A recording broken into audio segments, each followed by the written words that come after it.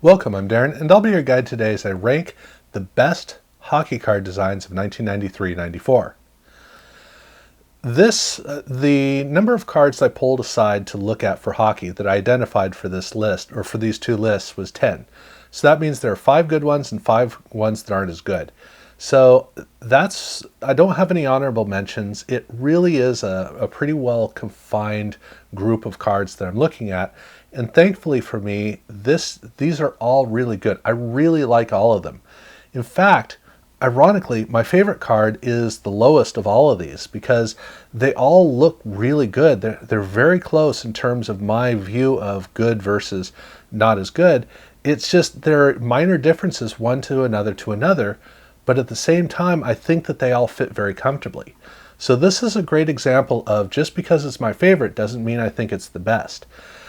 And each one has its own character that really does read well. So for me, it was a lot of fun going through this because I started off going, well, man, I don't know, I don't know which one to go with for the best. And then as I looked at them, they all just separated right out and they all had very comfortable positions. So since I've already noted it, why don't I go ahead and kick it off at number 5 with my favorite of all of these, which is Power Play. And Power Play is a tall boy. It is part of the Game Day family, and it's one of 3 sets that they did in hockey for with the tall boy card dimensions. This is fitting because tall boys began in hockey, and so it was inevitable that we would get one of these Game Day sets. And I'm really glad that it was the 1993 set that we got, because 93 may very well be the high watermark for the Game Day Jam Session family of card sets. They took the 92 design and they changed it very little. The main thing was they added a splash of color. And that's the thing that's so distinct about these cards, is the fact that every single one has that strong team color. Although it's kind of a team color. It's like a team-inspired color. But you have both of the colors for each team, and this gives every single card in the set, it gives every single team in the set a very strong feeling of team association. And it makes the cards all very vibrant because it's a strong, although muted, color on each card. And the way that it's so strong is the fact that because the tall boy is so tall, they have extra room for card design, so you have a big area down at the bottom for the color. And then the way that it sweeps up with a fade to white toward the top is an element that really does grab your eye, but it doesn't pull you in. Instead, it accents the whole card. So the card feels a lot better as a team experience, which is a big part of what makes cards work so well in the 90s. So that's great. But the big advantage to the tall boy is the fact that you have the ability to have a much taller image. And this is perfect for basketball. It's perfect for basketball and for football to a certain extent as well. But that's the problem is when you get to hockey, well, everybody's hunched over the whole game. That's the way that you play hockey, hunched over. And so the cards, they do have some extra real estate for some interesting shots, but you want to talk about a real impact for your experience. You look at the goalie cards, and the goalie cards, they feel scrunched in. I mean, you really feel like they're squeezed into a box, which we like to say about goalies, even though they have a pretty wide net behind them. But that's where I find this card set really fun, is the fact that it's because of the confined space and the proportions, they really pull you into the cards, to the images on each card. So every single card is very strong, very distinct with the team. The way the colors work, I love the way it all comes together. The problem that the card has is it feels like a Fleer card. It feels like a second tier card. The design doesn't feel like a really strong high-end card. That's the only problem. So this card set to me is the fun card set. In fact, I would say if there's a card set of 1993 for you to have, this is on the short list. To me, this is like the one you get out of the way so that you have it and you can enjoy it. And then you can figure out what 93 set you want to get next. That's kind of the way it works. It just feels to me like the card set everybody needs to have if you're going to have a 1993 hockey set. But like I said, there are 4 designs that I think are better designs, and the next one in line is Don Russ. So with Donruss, the problem is it's a full bleed card that has to have images that work really well. And in hockey, that's pretty tough. I got to give Donruss credit. They did a good job of, on these cards, as I have experienced them, the images of the players tend to read strong. You know who the player is, and it kind of pulls me in. The problem is, I have to give it a chance. If this is in a display case, you are never going to see it. But if you give the card a chance, you see the player, and it actually intrigues me, pulls me in, and I feel the intricacy of the card. And that is what's really cool about these cards, is the fact they do look nice, but the images are something that hold on to me, and they interest me. They get me energetic about experiencing the card. Now, the card back is terrible, so it's all about the card front. But I think that the card front does have an interesting quality that I don't see very often, especially in hockey. So I think they pulled it off, even though the cards are the last ones you're going to notice.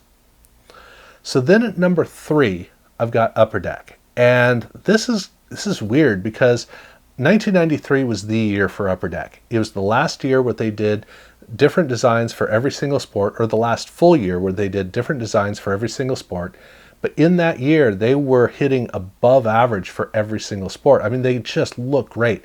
Doesn't matter if it's football, basketball, baseball, even hockey, the design is great. Hockey has that weird hockey stick down at the bottom, which is perfectly fine.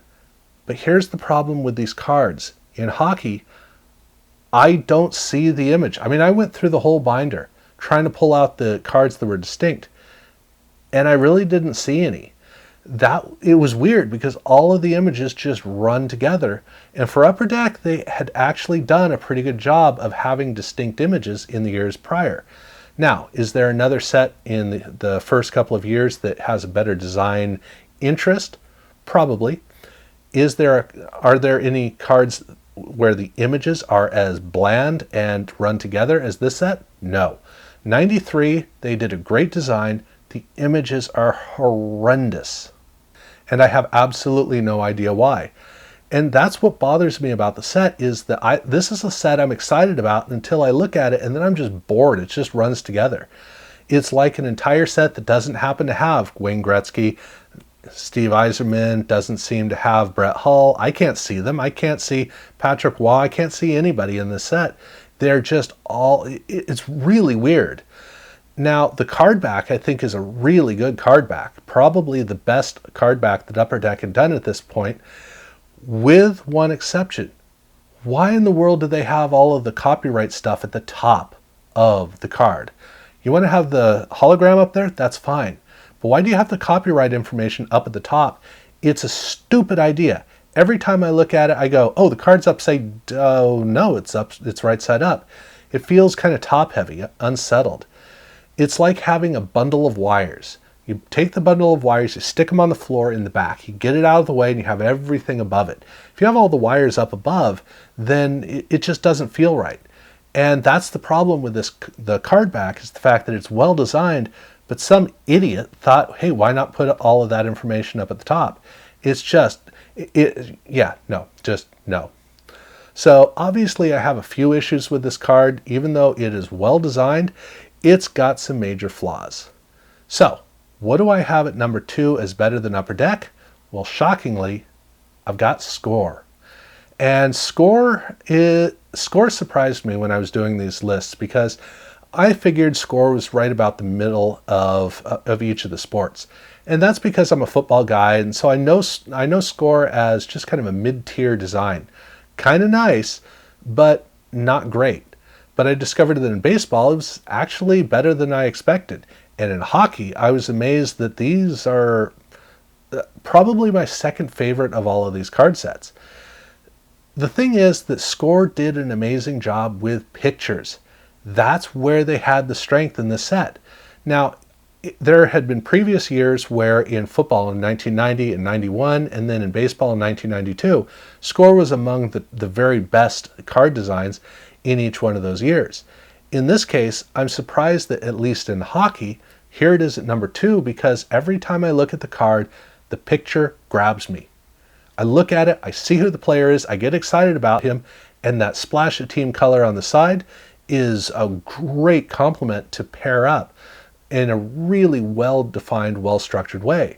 But what's even better is that the white border around the outside, it has a frosty quality to it, which just works so well with hockey to where it's almost like this was the card, or this was the sport where they designed these cards. It really feels that way.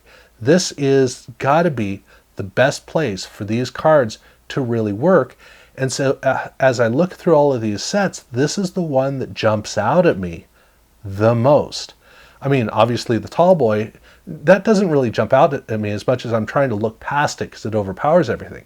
This is the one that stands up and says hello and grabs me and pulls me in. And I really like how they work. So to me, this is the second best. Even though it's a second tier construction approach, the design isn't as well refined. It does all the things it needs to do. Which brings me to number 1, which is Parkhurst. And in '93, Parkhurst had taken over making these from Pro Set. And Pro Set, when they did it in the first 2 years, they made just bland, blasé cards that were just so underwhelming. The images were nice, but the card was so boring. Here, they actually used a similar inspiration for their card, but it looks so much nicer. And obviously the card stock's a big part of it, but just having a portion of the banner on the side with a silver foil hockey stick as a design element, it's well proportioned, well structured, and it gets out of the way of the image, but it's a strong enough element that it gives the whole card an identity. So every time you look at these cards, that and the silver foil logo, those are the things that really tie the card in place and get you as a collector to notice and appreciate the cards. But it's the images. The images are so strong in this set. And the heavy gloss, or not the heavy gloss, the heavy saturation and the strong gloss, all of that is combined together to make these cards so good. And for me, it's the cards that I've looked at have tended to look this way. So that's kind of the quality to me, is that when I go through all these cards, these jump out at me. But more than anything else, it's a full bleed image, and yet you can see from that design element, just that one simple design element, how much it ties the whole set together, while also staying out of the way. It's perfect. So much so that this looks like a late 90s, early 2000s Upper Deck or Upper Deck SP set. That's how good the design is. It's a super innovative card that we really wouldn't see for a long time elsewhere in the hobby, but here it's just way, way beyond where it's supposed to be, and it stands out in exactly that way. It's like looking at a Ford Taurus in 1986. It is super high tech. You look at it again in 1996 and it just kind of blends in because it looks right. Well, here we're a decade earlier and it's just standing out, and that's impressive. I love the way that it comes across. So to me, that's the best card design. It's not the one that fascinates me the most, but it is the card that I think does all the right things. So that's how I have the list for the best hockey card designs of 1993. I have already done baseball. I'm going to be doing football and basketball in the next coming weeks. So definitely look out for those videos. And then I'm going to wrap it up and do a look across all 4 sports for the best card designs. So definitely look out for those videos. And if you haven't subscribed to my channel, I do urge you to do so. And thank you very much for watching.